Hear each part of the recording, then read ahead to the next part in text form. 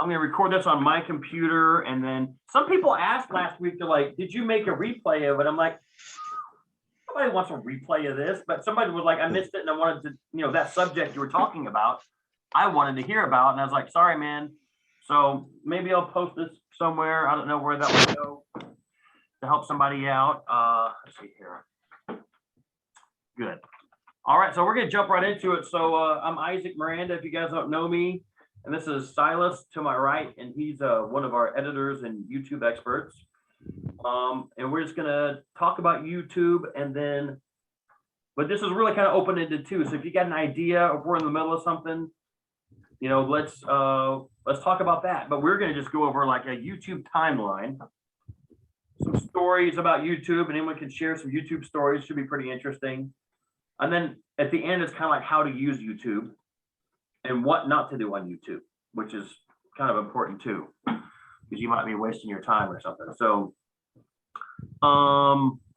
before we start, does anybody have anything that you just verbally want to throw out there? Like, let's talk about that. Or I wanted to hear what's new about this on YouTube.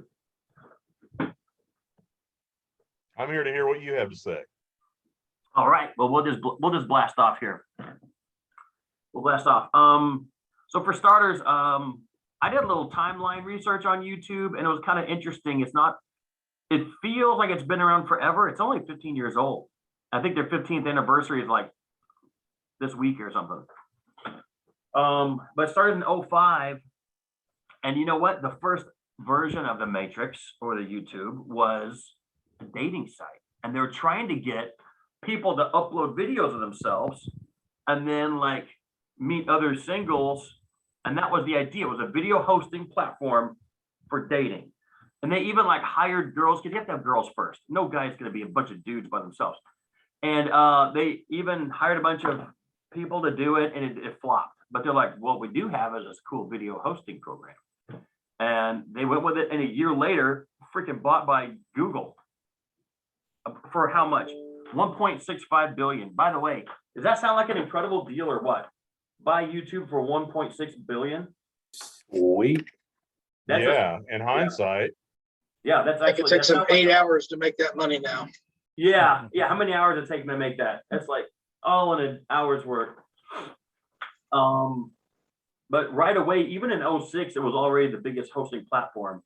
So talk about like right place, right time, And then in 2007, they started their ad partner program. And I think that's never, I became aware of it. Okay. And then let's see, in 2010, 4K videos were available. So you could upload a 4K video. That's pretty early for 4K. Silas, do you remember doing anything in 2010 4K? In 2010, that might have been when they had 4K first, but like very few people could even have like the hardware or internet connection to like facilitate it. But it was really cool when they at first announced it. Yeah. Hey, so you're a little muffled, Silas. Do you have a way of like getting the mic closer or something? Oh. How about now? Yeah, much better, much better. I mean, my finger was over the mic. 4K, I only had 4K on my phone like a few years ago. I mean, it's still, camera people probably had it way earlier. The whole 2010, also thumbs up, thumbs down started. And then 2011 live stream started. This is all like in the grand scheme of things, still kind of new. 2013, they started channels. And that's about the time that I started messing with YouTube, probably 2014. And they started channels. And the big thing is they went to watch time away from clicks. So YouTube watch time is still a big deal to them. And when they're looking for their algorithm, in their eyes, watch time is the big metric. Isn't that one of the big requirements of the partner portal now, is like so many hours of watch time? Yeah, I think it's like 4,000 hours you have to have. 5,000 hours of watch time. Yeah. But instead of clicks, you know why? And that makes sense. Clicks on YouTube, you could be all about clickbait. A clickbaity video with total crap content. And YouTube's idea is what? To get people to watch. I think their whole version, their idea of success, right, is for everyone to be watching YouTube all the time. Is that not their goal? I don't know. What do you think it is? Like, what does if Google wants to own the world's information, what does YouTube want? They want to collect the world's videos. Collect and host the world's videos. And if we're all doing this all day long, they can just put our ads to us, you know, and we can all watch their ads. But media companies started, like in this past few years, media companies and big brands have started YouTube channels, YouTube content. So the professionalism of the whole thing is great. Have you noticed that? It's gotten way more professional in the past like 5 years. What do you think, Silas? Yeah, I think that like they really try to make everything like really like marketer friendly, whereas it was kind of in the early days somewhat like the Wild West as far as what you'd find on YouTube, and now it's like they break down and they crack down on what's there, and if it like violates their like their community guidelines, they're quick to take stuff down. Like they're kind of notorious for that. Yep. Yeah, they do. Speaking of news, I just read in a New York Times post that they're gonna take down more people that are, if you have an anti-vaccination channel or theme, they're taking you down. So they're really into the whole, you know, policing thing, or they're getting more into it, according to the article, which I saw. It's like, what's happening with YouTube today? This would be kind of cool to talk about because we're having a YouTube deal. Okay, so you're losing the whole free speech. Yeah. Well, they're not interested in free speech. They're interested in ad money and looking right. And yeah, there's some other later down the road. There's something else that they're doing that's kind of hinky. But I mean, they're the best, you know, platform going. So let's do some YouTube stories. Does anyone have like a YouTube story of a video that you did in 2012 where you were playing Call of Duty, or what would it be back then? Was it Call of Duty in 2012? I mean, Call of Duty's been around for so long. It's probably, yeah, it probably was. Does anyone have a video that got over 100,000 views? No, my best was about 25,000.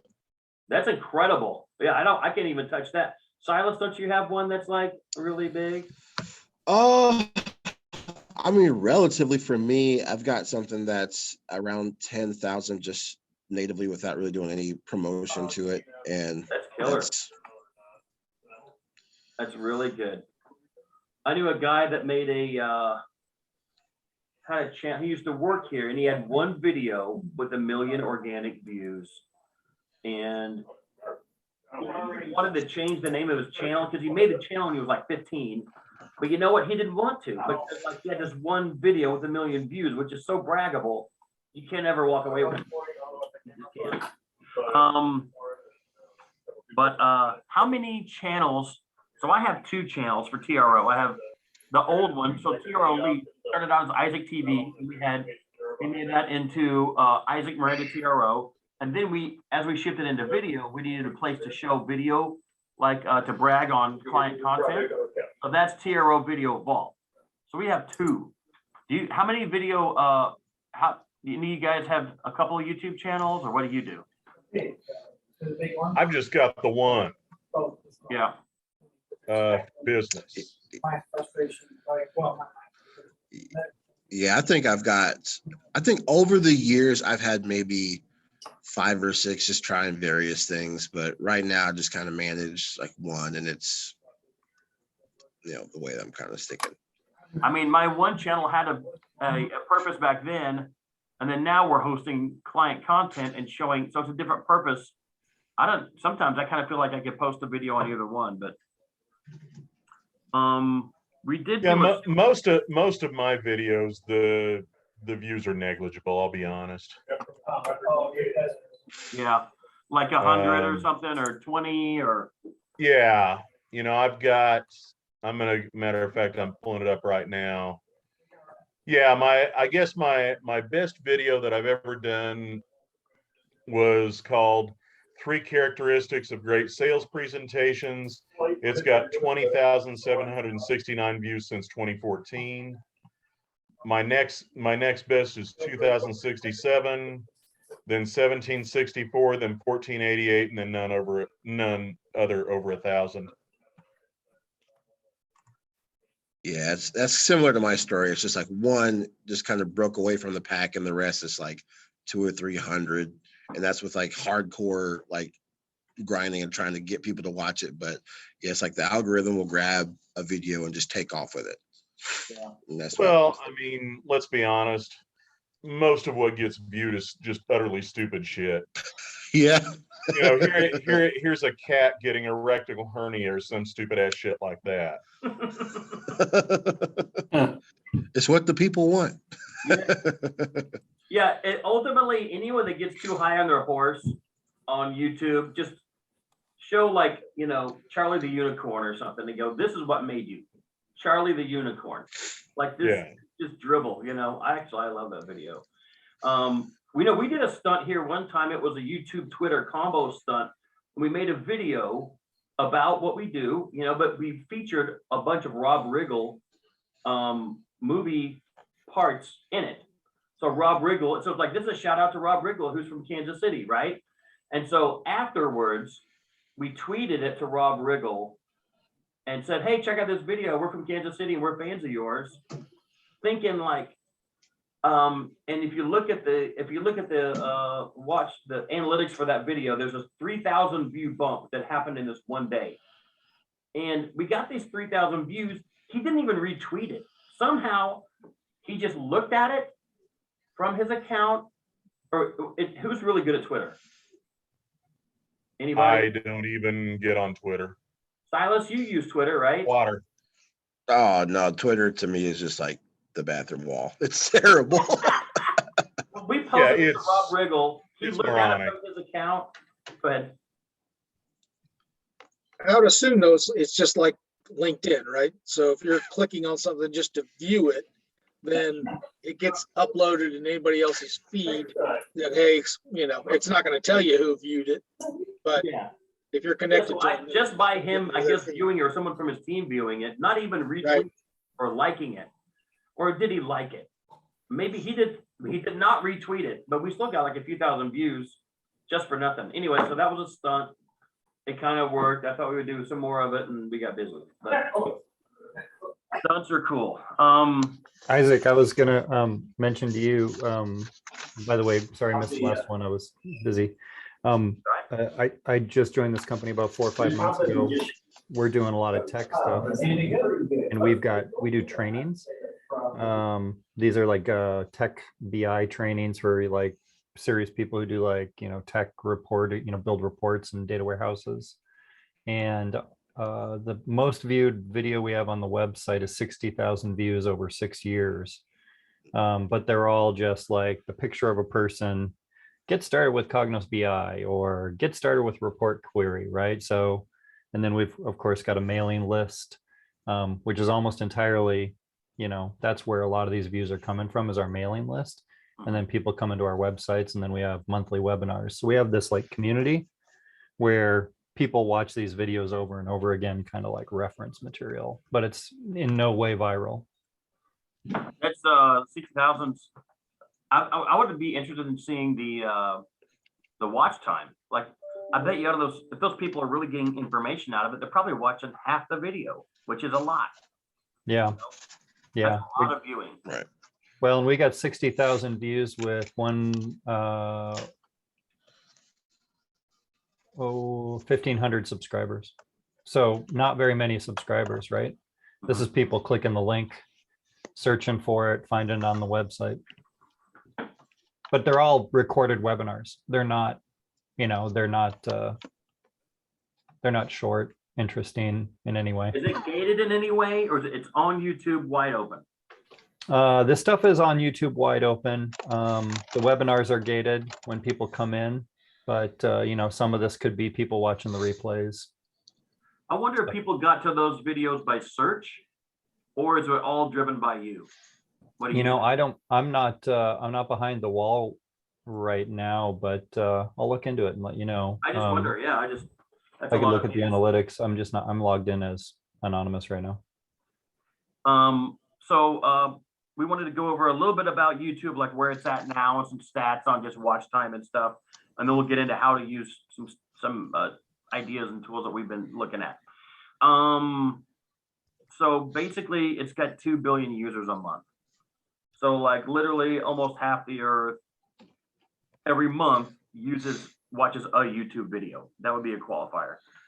Here's another one, 1 billion hours of watch time every day. Does that sound doable? 1 billion So hours? I would wonder if the data inside those numbers is also including now their YouTube TV membership. Oh, yeah. I have YouTube TV, So do I. but I'm not accounting for 1 billion hours. Let's be clear. But if you watch, one show a night, that's just doubled your time, right? Or over. Yeah. I mean, I have it. My son in Florida has it. My in-laws have it. So Yeah, that's a brand new stat that was just released, and I was like, gosh, that's a lot. But I mean, it sounds doable. Well, in my household, everybody is watching YouTube pretty much from at least 6 o'clock till 10 o'clock. 6 people in the house. And that's YouTube TV or just watching video channels? Oh, nobody watches YouTube TV here. Oh, Yeah, okay. we just watch video. Yeah. I love doing that. I love checking out, like, I've got like 10 or 15 creators I follow, and Yeah. some of them I'm like, I know Wednesday they'll do a video, or I'll just ding the bell. That bell thing is helpful. Like you can ding for the notifications of when they put a video out. Mhm. And look at companies like Complex Networks out of New York. They have 50 different shows, and they're only on YouTube, not YouTube TV, but just YouTube. oh, And if you check out the show Hot Ones, they have a new episode that drops every Thursday at 2 o'clock, Central Time here. And I mean, on average, they get 2.5 million viewers a week. that's the one where what's his name eats hot wings with people, Correct. and that's a YouTube. That's not a show. That's just a YouTube channel. So yeah, that's on Complex Networks YouTube channel. Cool. I never knew. I always thought that was a syndicated little something on E or Bravo or something. That's kind of cool. Nope. I like their videos. Hey, we tried to do that with a dude about 2 months ago. We're gonna do an interview video. It's a free piece of content for them, but it's content for us. And he has this healthcare startup. So I said, come by, I'm gonna interview you, and we're just gonna bring in hot wings from Buffalo Wild Wings, from mild, we're gonna go hotter, hotter, and hotter. And then as we keep talking, we're totally just stealing the idea, right? Enough people don't know about hot ones. I mean, I've seen some cool ones. So I tell him that, he totally clams up on me and like doesn't want to do it and thinks he'll look unprofessional while sweating on camera. Like, who cares? But this is our content, by the way, He's like, and why are my people? I'm like, this is our content for you though, but you get to be in it, and it's free publicity. Anyways, so one of you guys, if you're gonna be a guest with me, be ready, because I'm not gonna tell the next person. I'm just gonna have the hot wings here, and they're gonna show up because I want to try that. And the bomb is actually from Kansas City too, so we could just get that sauce that they use. It's the bomb, and just burn everybody out. Wow, the bomb is on hot ones. Yeah, It's number 8. Yeah, and like I think they're like located in KCK, so it's like down off Southwest. I used to work for the company that produced it. Oh, really? So yeah, it's down there off Southwest Boulevard and in between Rainbow and State Line. Oh man. Well, see, for me to incorporate the bomb means I would have to try it, which probably ain't gonna happen. So I'll probably check it out. If you like hot stuff, I mean, honestly, the bomb was never created just to be a hot sauce. It is an additive to make stuff hot. That's all it is. So they kind of cheat on hot ones when they use the bomb, but all they ever do, even if you go to the to the page and you're going to watch the full video, if you look at the title of the video, it's typically based off of the reaction of the bomb. Yep. The bomb. Okay, more stats. 500 hours of videos uploaded every minute. That's funny. I upload a video, and at the same time, there's like 4,000 people uploading a video. But here's the thing that's tricky about YouTube is think of how they can totally block out, they have been blocking out competitors. if YouTube is owned by Google and Google owns Android operating system, so everybody that wants to go to the Play Store on their phone and get like the app of the new competitor to YouTube, let's say there's a new YouTube that has a better engagement without the hangups about stuff, or maybe they're more free speech or whatever you care about, they just block them. Like there was one called Library. Silas, didn't you have Library? Yeah, I was messing around with it, and it's cool, but it's like not one of those things I think is really gonna like take off. Well, no, but it's a competitor and it's off the Android. They took it off the Android app store. So basically, if you're a competitor to YouTube, you can just not let any Android person, anyone get your app, and no one's gonna fuss with it. So it's kind of a messed up situation. It's a monopoly, but that's kind of what I saw. You guys, have you? You know, about a year ago, maybe a little longer, both Amazon and Google got in a pissing match. And you couldn't get YouTube on Prime, and you couldn't get Prime on any Google Chromecast. Oh, that's interesting. So they all have the ability to, screw each other over if they want. Yeah. And Apple killed Flash. That's the real loss in all this. Flash player. Let's have a moment for Flash. It's so fun. All right. Well, let's talk about how to use YouTube and like just in order of the most important crap on YouTube for a video to do well. And this, I read a couple articles. Silas and I talked about this ahead of time, and here's what we came out with: is before you even do this exercise and you want to make your video go well with, let's call it organic search. So forget just hosting it and sending it to your friends. What about organic search? What people to find your video? First thing you need to do is find out what your keywords are that really matter to you. So even if your keyword is landscaping, residential landscaping, if you do keyword research, you may find out that people are really searching for the term landscaping a little bit, but maybe it's like home improvement landscaping is 10,000 searches a month, and this one's only 500 searches a month. To find out what phrases people are really searching for, that's your real keyword. So you go inside Google Ads. Well, there's a few keyword research tools, but the base of it is Google AdWords. And they have something called Keyword Planner. And if you can find out what your real keywords are, even though you're perfectly, your name, it's all perfect, who cares about that? Go where the puck is, Wayne Gretzky, right? So if you find out what people are searching in the highest volume, that's why we use, like the name of our website is TROVideo Production. I didn't want to call it that, but video production is monster. Like that's one of the biggest keyword search things out there. So we use video production a lot. I feel like we're bigger than that, but that's what we do. So does that make sense? Has anyone ever done keyword research here? Probably. I bet everyone's done that. I've done some. Yeah, so you really want to, even though the way you're saying it's better, it's more about how people think of it and how they're typing it. And that's what you want to know. Once you know that, change it from best landscaping video ever to best home landscaping, or best homescaping, or best backyardscaping. And that's what you want to, and once you know that, then here's kind of the order that we came up with. The first one's the title. So the name of the video is the big one. Mm-hmm. So putting the keyword in the title, and using those extra characters like the vertical line or the brackets or a dash or a semicolon or quotes is good too. But get that title in there, get that keyword in there, and then work it inside of all that, and it's going to work. You're going to get what you need. But the title is everything. And then the next one, I was going to go with description, but you know what's the next is thumbnail.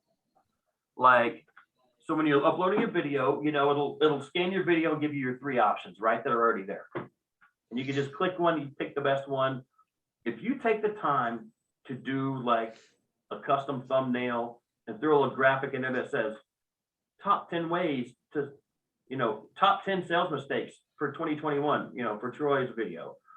If you take time to sit there like this, and then you print it out there, real easy to see, that's more clickable.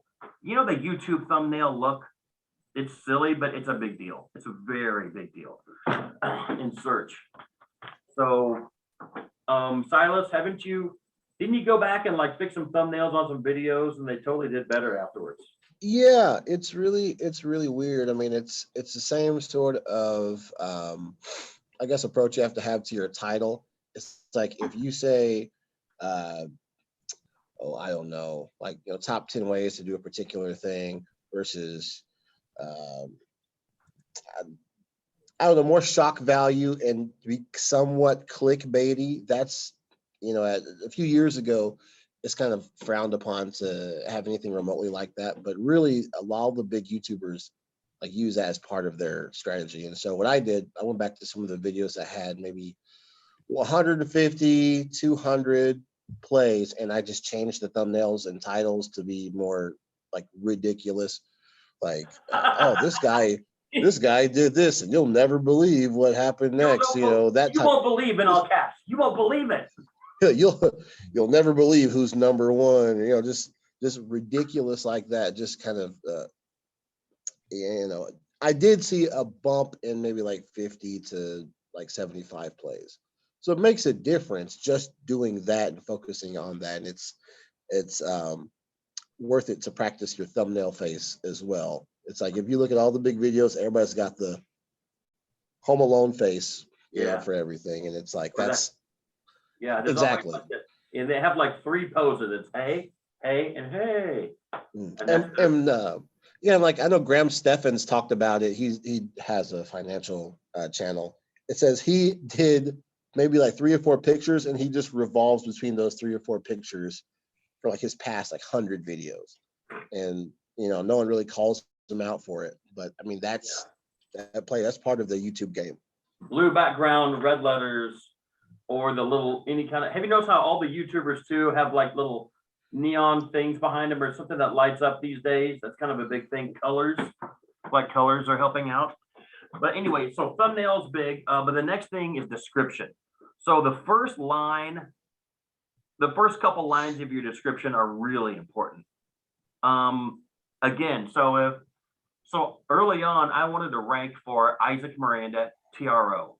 And so I just made sure the first line of every video, and I got there. And eventually, there was another guy named Isaac Miranda who was a weightlifter, and I finally defeated them after several years. But I kept putting first line, Isaac Miranda of TRO talks about, and this episode, TRO president Isaac Miranda, and he just kept doing it every video, and eventually it caught up, and it took a while. But the whole description is really important. Keywords.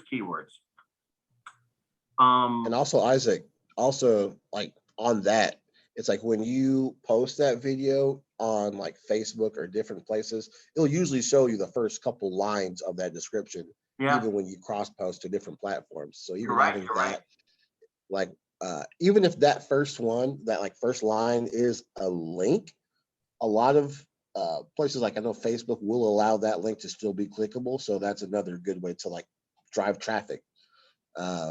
And so like the first, just like you're saying, that first line and first 2 lines are super important. Yep. And then of course everything else. So the next thing is tags.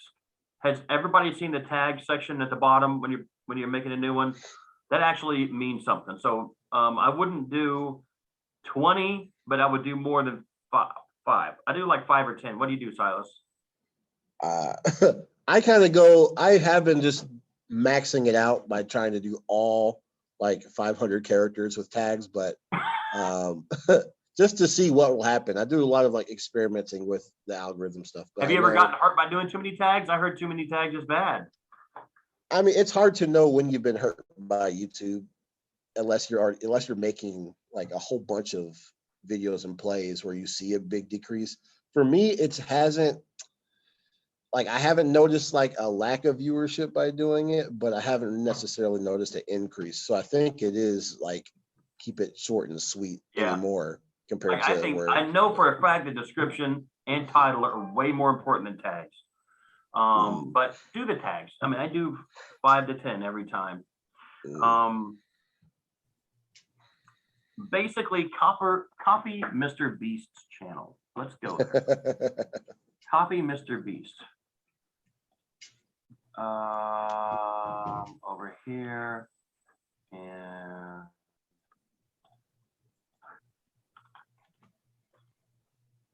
This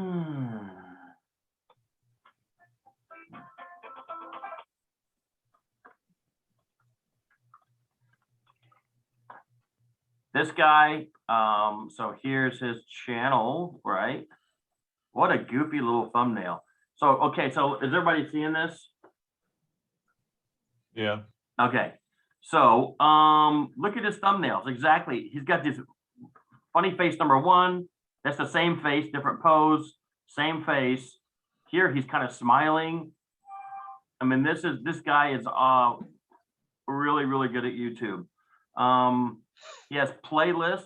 Well, again, it looks like he's being a jerk off. I mean, what? Yeah. What? Yep. I mean, well, okay. Look, he's giving away $500,000 at a time. So for this guy, first to rob a bank wins $100,000. I don't know what that's about. But let's look at one of his videos and see how many tags and comments he does. So that's an ad. Let's see how long. Beast Bank. So he's got Beast Bank in here. That's a fun little way to do subscribe. Can we figure that out, Silas? That's kind of neat. It's like with dashes and stuff. I don't know what that is. Follow all these or I will kick you. So it's a threat. And then you can't see his tags actually, because you have to be the creator to see those, right? Right. You used to be able to, I think. Isaac, I just sent you one of my favorite videos, which is somewhat of a commercial one, but he gets pretty consistently 30,000-40,000 views. He's literally a tree trimmer. But they have a full production that they do and called Guilty of Treason. And it's kind of a good study in how to like do. Did you say business. Guilty of Treason? Yeah, I put the link in the chat. Okay. Oh, you did in the chat. I'm like, where's that at? I don't see anything. Okay. Let's see if I can find that. So chat. In Zoom. Yeah. Here we go. Good. All right. And that's opening up. Let me reshare my screen so we can all see it. No big deal. Guilty So of, his thing is he cuts down big trees in like urban areas, right? And he's got a interesting. it's interesting. It's, if you're into this sort of thing, it's kind of a guy channel. But if you look at his thumbnails, Wow, it's got a lot of videos. yeah, but if you look at his thumbnails, he's not in there. He's not on there with making a funny face because he's selling danger.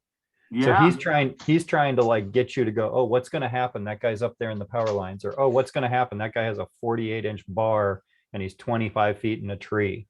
So it's the what's going to happen thing that draws you in. Yeah, it's a different, it's not like Mr. Beast, like, what's going to happen to Mr. Beast today? Yeah. What's it weigh? That's kind of fun. Aerial rescue. See, that looks dangerous. Yeah. I'm clicking. I mean, they're serious guys. I mean, they clearly they make quite a bit of money doing their work, and they've gotten good at it. But if you look at their old videos a couple of years ago, they weren't that great. So here's their description. Mm-hmm. All right. This is really interesting. So let's keep going. I'm going to get you guys back over here so I can see you. So let's talk about some YouTube tools. And let's talk about subtitles. So I've been hearing a lot about subtitles helping. Literally, it's a print. For one, YouTube does listen to your video and basically use AI to read those words to help rank it. But uploading a CRT file, which is subtitles for your video, really helps. I've been hearing this from like several sources. Has anybody messed around with subtitles very much? Well, yeah. So you can sync up the subtitles automatically in YouTube, but you're gonna have to go outside of YouTube. And I found a really good one last night called v.io, which is upload, and then they have a free CRT file creator. It'll listen to your video, type it out. You have to check it though. And then once you have that, you can upload your video with subtitles. And it's the good, they're about this big. They're not gigantic. They're not tiny. They're pretty good size, and you can read them, and they print out 2 lines at a time, and they disappear and appear. So subtitles are, it's about better searchability, but sometimes I think they're annoying. Does anybody have any thoughts on that? Like, We just when you do- see- I like them, but I feel like I end up watching them and not watching the video. We just do sometimes I machine think you missed too translation. much on the video. I think you missed too much on the video because you're reading. Yeah. But here's the other side of the story is how many people say, oh, half the time I'm somewhere where I can't have the video up, so I'm watching half of it in subtitles, and you don't miss anything. So I get that side of it too, man. I kind of want to start doing subtitles just to get better searchability, though. I think you do them in Spanish. There you go. Do them in Spanish, keep people guessing. Right. Spanish above, German below. You never know where your video might start trending then. Might start trending where, I never That is thought true. That is Someone's true. making good Spanish speaking videos about how to make videos. Nobody's doing that. But yeah, you would try this Veed.io. Looks like a good free way to do it. You can pull the file, and then whenever you're uploading YouTube, on like the third page now, it says, do you want to do subtitles? And you say yes. That doesn't mean it's going to make them for you. Then it says upload your CRT file, and we'll sync it up with our AI. And then you still have to spot check it for like your name will be misspelled or something like that. So never just upload stuff and run it. There's a dude that I'm a fan of on LinkedIn. He has a lot of content, like almost daily, but he's not checking the CRT files. He even had the big printing this way with like pretty bad typos. So you do have to check it, in my opinion.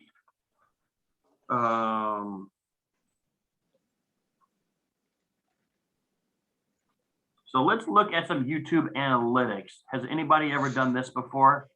Mhm. Okay, there's It's some been a while, but yes. little stuff that I've figured out. And I had some YouTube analytics pulled up. I pulled up an old video.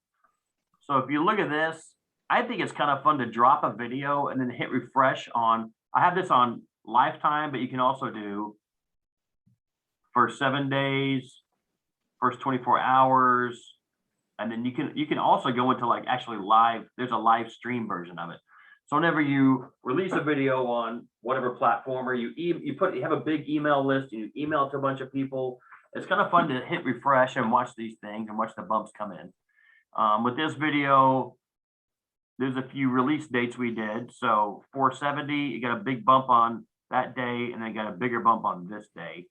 And then just a few little, for some reason, 8 people watched it that day. Look, this year, some people watched it, So, but analytics are helpful. Geography, this would be interesting to look at. A lot of, I think I ran ads to that, and they ran all the ads in India where they're cheap. I can't remember why there's so many. Gender, date,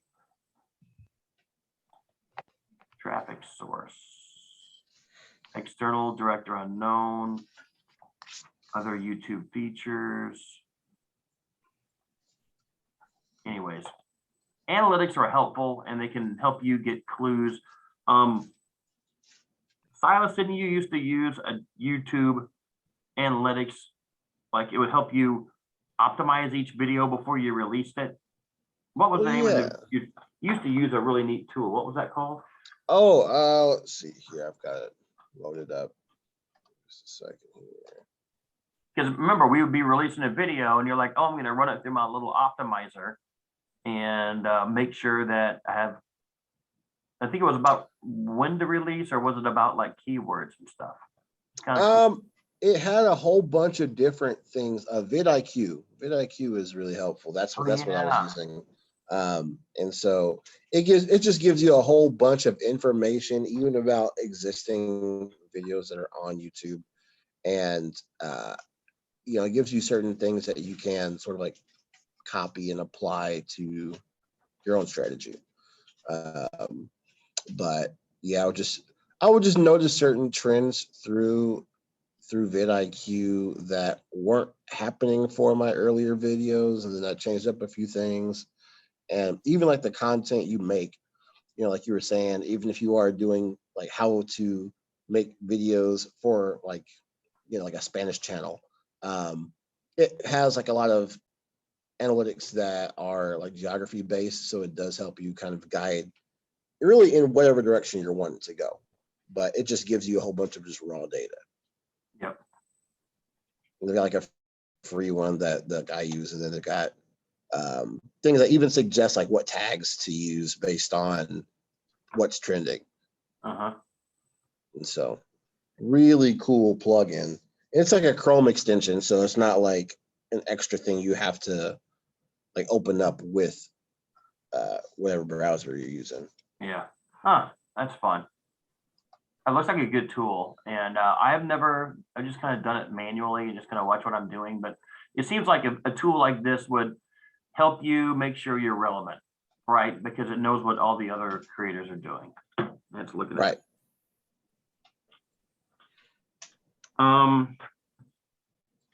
So let's talk about how we use YouTube. I want to go through that. So, I mean, really, just to be really overly simple, I mean, we use YouTube to distribute videos on web pages through email and search traffic. And then we use it as storage. We use it as distribution and storage, and we use it to tell stories to get to people. But typically, if I'm still a fan of, if you want a video to be on a web page, put it in YouTube first and embed it, because you get double dip. You get a double dip. But as far as the actual searchability of that YouTube video, it dies on YouTube, right? So let's say that someone searches inside YouTube, they find your video, they watch it, they're not going to get to your website, right? They're going to be taken to the next. They may go to the description. Fine, put a link in the description to your website. If they're really curious, sure. But that's the one downplay, is your organic search of use of YouTube will stay in YouTube. But if you're driving them to your web page, then you get them to have, they're viewing your web page, that's a point for the team. And they're viewing your YouTube video, that's a point for the team. That's where I'm at on that. Where are you guys on embedding YouTube on web pages? So I'm gonna tell you, I'm gonna be the most novice probably on this one, as I am just looking to start to build my webpage out for a new business that I started. I'm personally a fan of trying to embed YouTube videos into your webpage, because I have exactly what you just said, right? You get a double dip on the hits. But as I'm exploring building out the website, I got my call with the guys that I'm trying to get to help me do this with tomorrow. Do I need to have Google host my domain in order to create that YouTube page that falls to that kind of thing, right? So again, that's where I'm just the novice from starting the whole thing out, but I know enough to be dangerous, and probably more dangerous to myself than anybody else. Yep. The one thing that weirds people out sometimes about a YouTube embedded video is when you play the video afterwards. 10 other videos pop up as a choice. Yeah, because they're weirded out by that. They're like, that's not my video. And so after the video's over, wow, am I still sharing? Yeah, I am. Okay, good. So video clip testimonials. So here's the end of the video. Ah! Right. So whatever I have been watching and whatever I care about, it's doing, so I watch some car videos.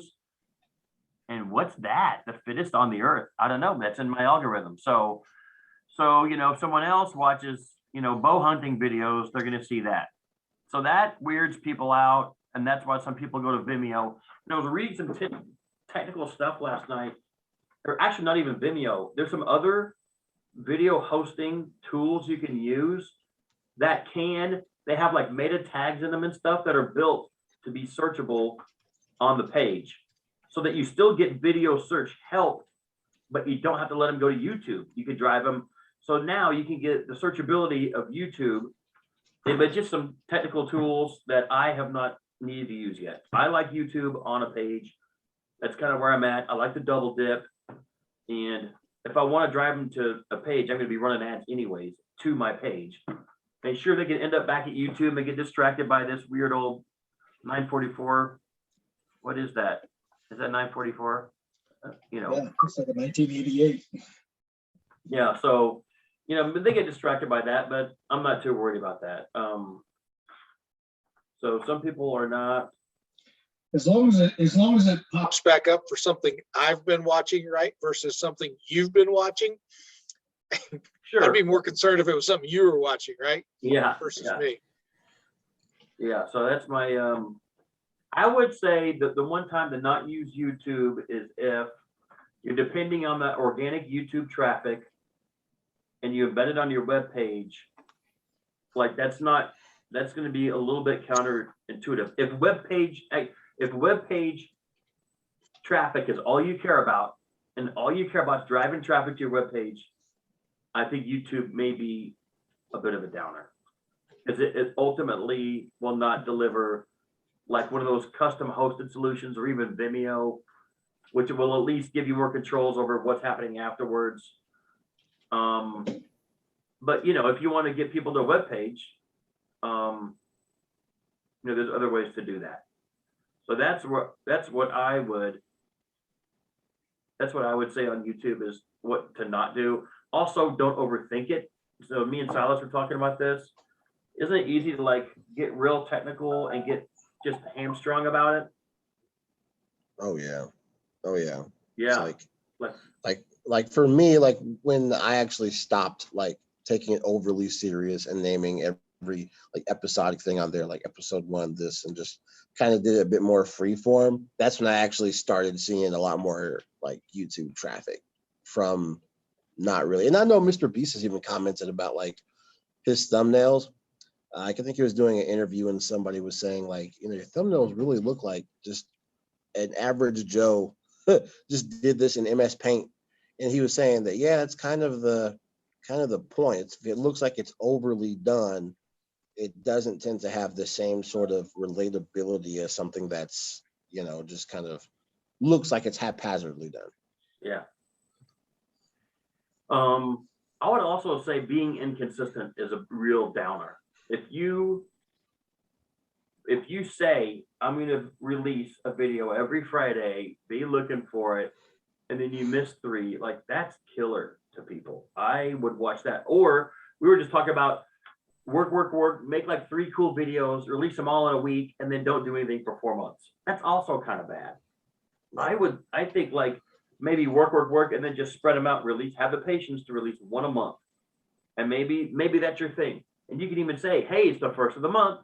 We always release a new video on the first of the month, even if it's a Sunday. Enjoy your video.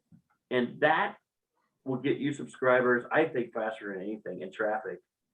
When I watched Casey Neistat do his meteoric rise to however many couple million subs, and he was on a quest. He was doing daily vlogs. He was riding his electric skateboard around New York City, and flying a drone where he shouldn't. It was awesome. And like eating food and hanging out with people and making videos, and they all looked amazing. And he was doing a video a day. I mean, but you know what? He was like, and my goal, I'm trying to do this. I'm trying to get to 1 million views, and he did it. And he totally became, and I knew every day, I'd probably watch that 4 days a week. Oh, I wonder what the Casey Neistat video of the day is. And I'd look over the past few days and go, oh, this one had like 2 million views. Must be pretty good. I'd watch that one. Like that was consistency, and that got me there. Have you guys followed someone that was consistent and saw them succeed with it?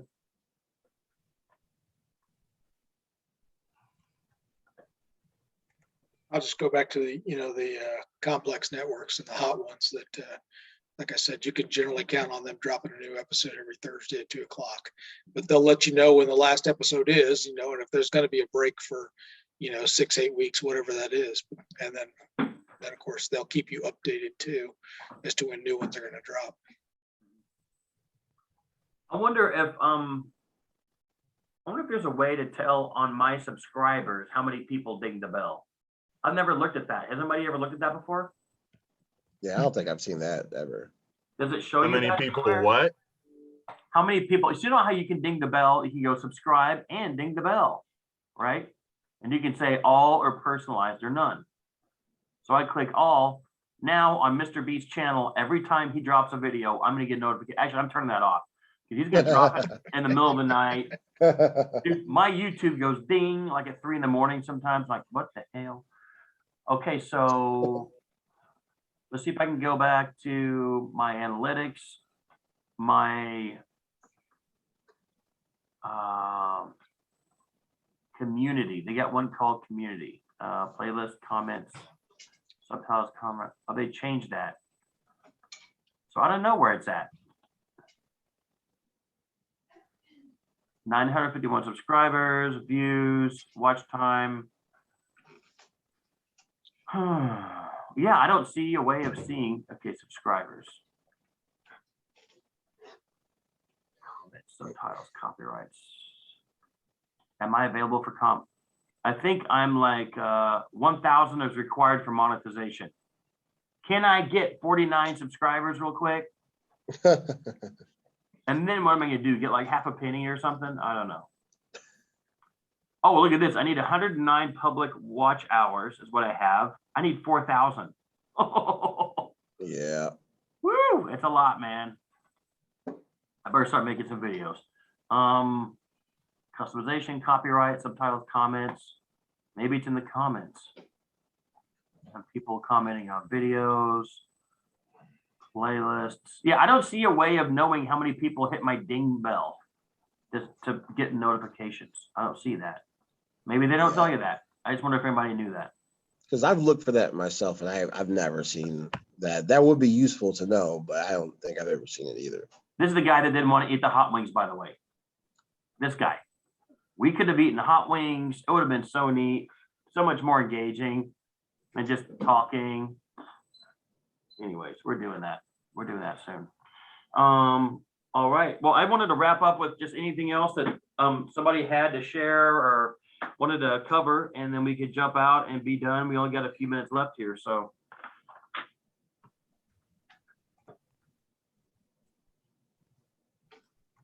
Yeah, I think that I'm kind of got through most of the stuff I wanted to cover. Well, let's stay in touch and ding me with any cool ideas. After all this research, I'm kind of like have a renewed vigor for being a YouTube creator. It is kind of fun, you know, trying to come up with something that's original and seeing how the video does. Usually it's kind of a disappointment. Sometimes you're surprised. And but keep at it, and I'll just kind of shut it off for now, and we'll see you guys next time we can make it out. All right, thanks. I got one quick question for you. And Sure. honestly, I mean, I was going to say anybody else can just kind of drop off, but how do you go about looking for the video content or video, I guess, jobs that you're looking for, right? What kind of videos do you like to do? For TRO or for myself or for what? For TRO. So what kind of videos you like to do for TRO? We help.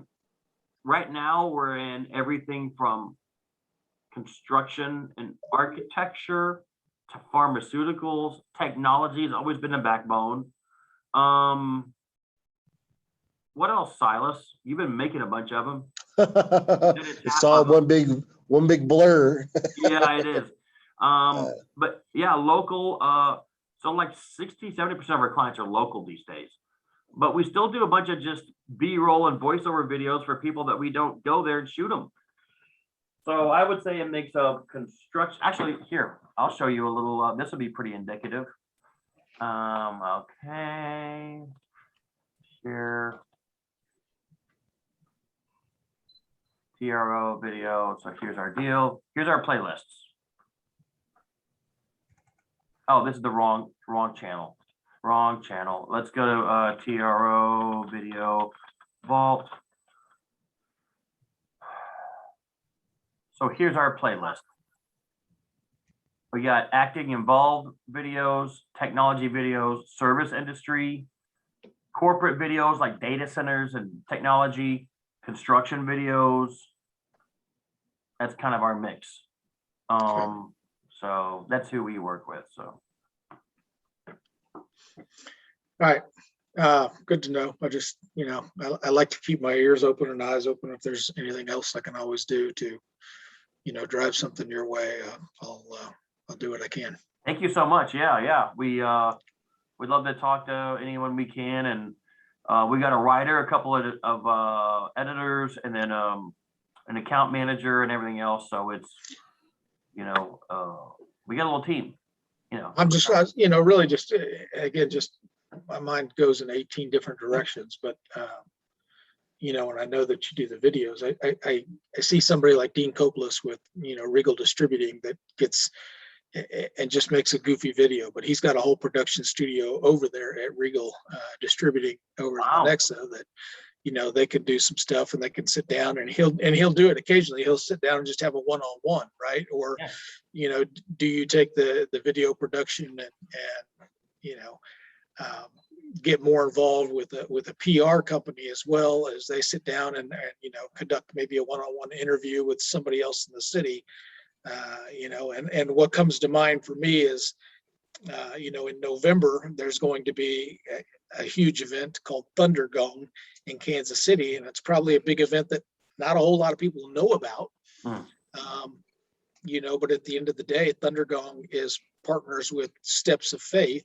Thunder Gong is a concert that donates and raises funds for the Steps of Faith Foundation, which that is a Jason Sudeikis charity. Cool. It's a Jason Sudeikis event that he's headed up with one of his buddies, Billy Bermbacum, who actually is an amputee, and that's what Steps of Faith is. It raises money for amputees who cannot afford prosthetics. It'd be kind of weird to call it. I thought you said Thunderdome, and if they called it Thunderdome, but it's for amputees, and in Thunderdome they have like chainsaws on the wall. That's right.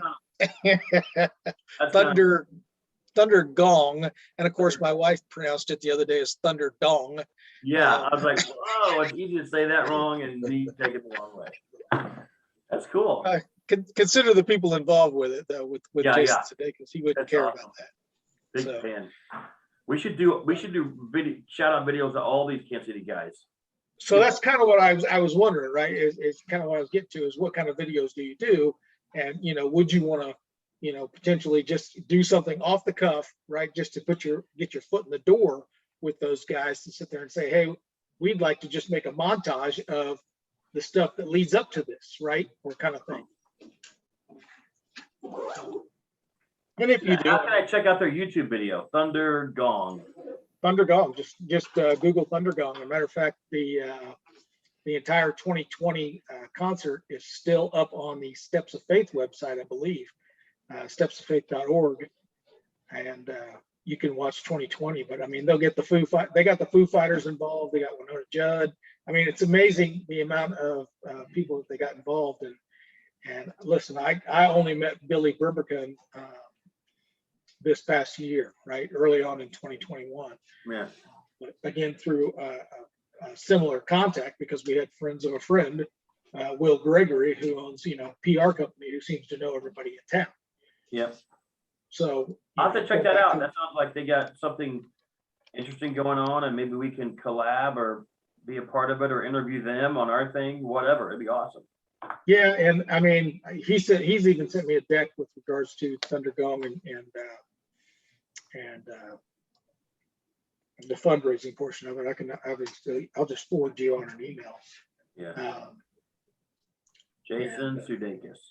All right, cool. I'm writing notes. All right, man. Well, it's been fun hanging out. Everyone's got. That's it. I'll see you next time. Take care. See you.